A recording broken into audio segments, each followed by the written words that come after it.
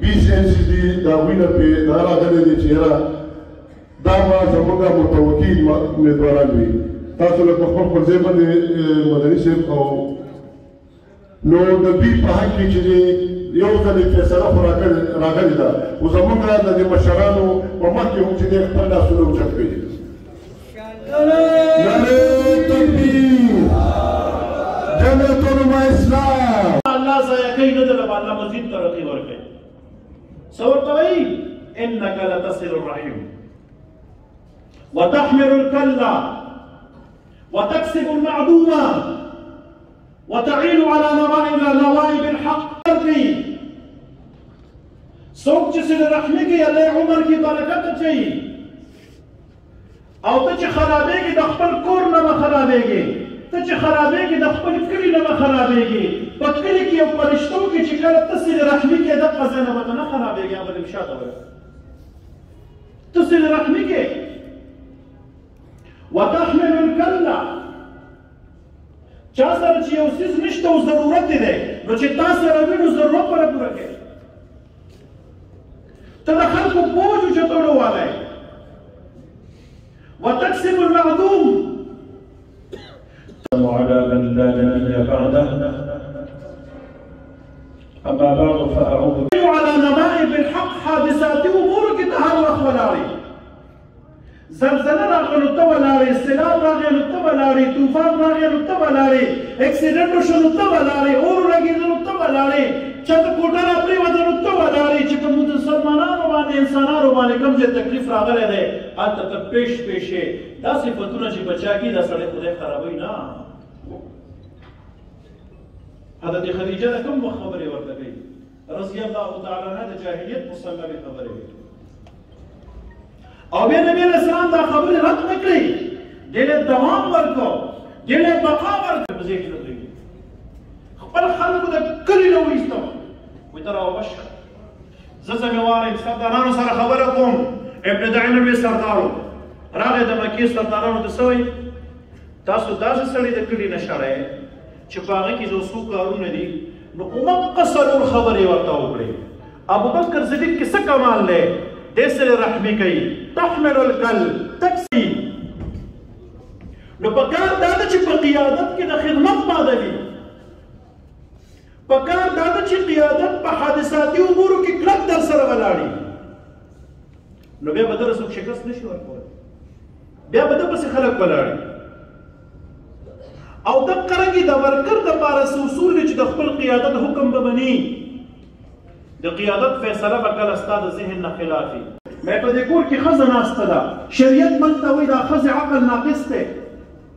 وایي راته که نه فانهن ناقصات العقل والدین پیغمبر فرمایي د ښځو دین هم کمزوری دی ناقص دی او عقل هم کمزوری دی عقل ولې کمزوری دی ځکه دا چاردیواری کې دننه ده ټکراو شي چې بل طرف ته وګوري بل کې ورسره ټکراو شي د ښځې 24 ګنټې ګیر چاپېره کتل د دیوال نه خدای عقل نه وي ځکه عقل زلې ته خوشي د صوبې د امیر عقل او فکر په ټوله صوبه باندې وي او د قائد محترم دی مولانا فضل الرحمن عقل او فکر او سوچ نه صرف پاکستاني مسلمانانو لپاره بلکې الحمدلله بین الاقوامي سیاستدان دی دا مسلک عالمي زه د هیڅ امیر په هغې باندې رد کومه نو زما دا محدود عقل د هغه د محدود عقل مقابله نشي کولی نو زه به دوه کارونه اختیاروم یا خو به پرې رد کومه ځکه زما عقل یې منم او چې رد پې نه کوم نو بیا به یې منم نو شریعت ما ته وایي رد مه کوه منلو کا د ټولو لومړی څیز دی منل ساده بله خبره چې کله کله په میدان کې جنګ پکاري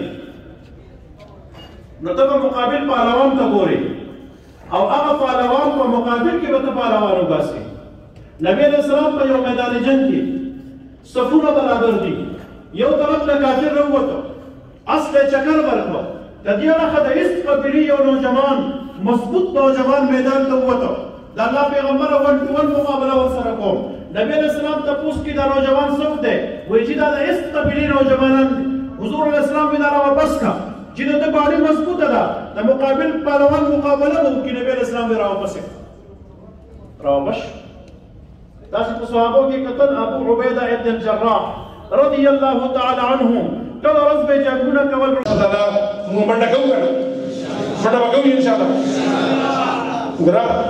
چاو پزونی او سي خپل خوشي راغلي خبره خو راګه سیدا سره کوي کنه په خپل خوشي راغلي انشاءالله الله تعالی دې منډه به وي انشاءالله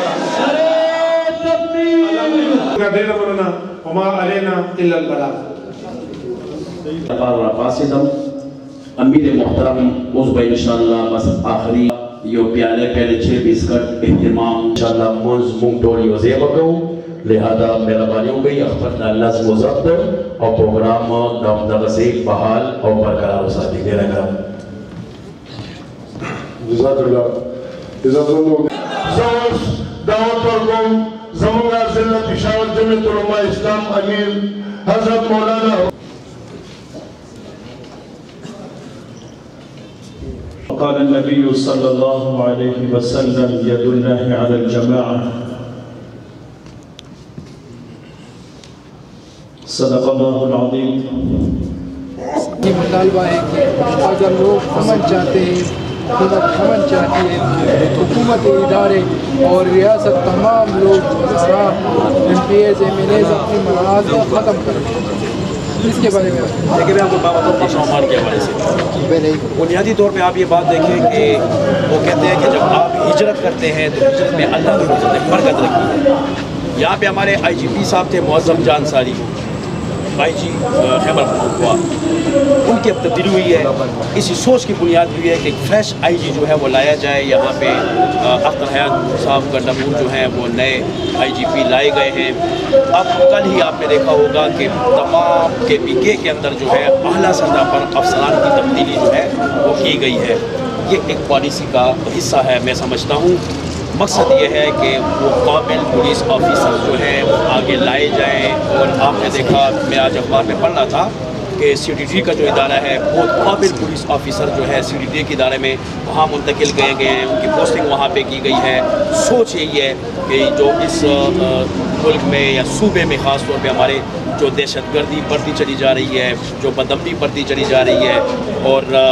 اس ملک کے امن کو تہوا بالا کرنے کی کوشش کی جا رہی ہے تو الحمدللہ حکومتی ادارے اس وقت جو ہے وہ حرکت میں ہیں اور بیوروکریسی میں جو ہے وہ چینجز لائی جا رہی ہیں ایک منصوبہ بندی کی بنیاد پر کہ ان کا جو ہے روک تھام و تدارک کیا جا سکے اس کے ساتھ میں یہ پیغام دوں گا امن و امان کے حوالے سے کہ مختلف سیکٹرز میں جو ہے امن و امان کے حوالے سے مسائل ہیں آپ دیکھیں یہ بھی کوشش کی جا رہی ہے کہ مذہبی منافرت کو پیدا کیا جا رہا ہے یہاں پشاور ماڈل اسکول میں واقعات ہوئے ہیں اور صحابہ کرام کی شان میں گستاخی کے حوالے سے بھی ہوئے ہیں پھر آپ نے دیکھا کہ یہی جو حکومت ہے شہباز شریف صاحب کی انہوں نے اس وقت پارلیمنٹ کے اندر ایک بل جو ہے صحابہ کرام اور اہل بیت اعظام کے تحفظ کا وہ پاس کیا ہے تاکہ کوئی بھی شخص اگر ان شخصیات کی شان میں گستاخی کرتا ہے بے ادبی کرتا ہے ایسی زبان استعمال کرتا ہے کہ جو ان کی شان اور شریعت کے اصولوں کے خلاف ہو تو اس کے خلاف بھی باقاعدہ قانون سازی کی گئی ہے آگے وہ جائے گا سینٹ میں وہاں سے پاس ہوگا تو انشاءاللہ العزیز وہ مذہبی منافرت بھی ہم سمجھتے ہیں اس بل کی برکت سے وہ بھی کنٹرول ہوگی اور جس انداز سے اب ایک بیوروکریسی کام کر رہی ہے اور انتظامیہ جو ہے کام کر رہی ہے پولیس کے سیکورٹی فورسز کے ادارے جس منصوبہ بندی کے ساتھ آگے بڑھ رہے ہیں انشاءاللہ العزیز اس صوبے میں امن و امان پہلے سے بہتر ہوگا انشاءاللہ ایز اے پارٹی جو ہے جے او آئی کتنی حد تک پر امید ہے کے پی کے میں حکومت لانے میں دیکھیں جی میں نے آپ کو کہا ہے نا اس سے پہلے میں نے آپ کو کہا ہے کہ الحمدللہ جو جدوجہد جمعیت علماء اسلام نے کی ہے اس حوالے سے توکل اللہ پر ہے اور ہم سمجھتے ہیں انشاءاللہ 100% نہیں 1000% اللہ کے فضل و کرم سے ہم جمعیت علماء اسلام کو حکومت میں دیکھ رہے ہیں انشاءاللہ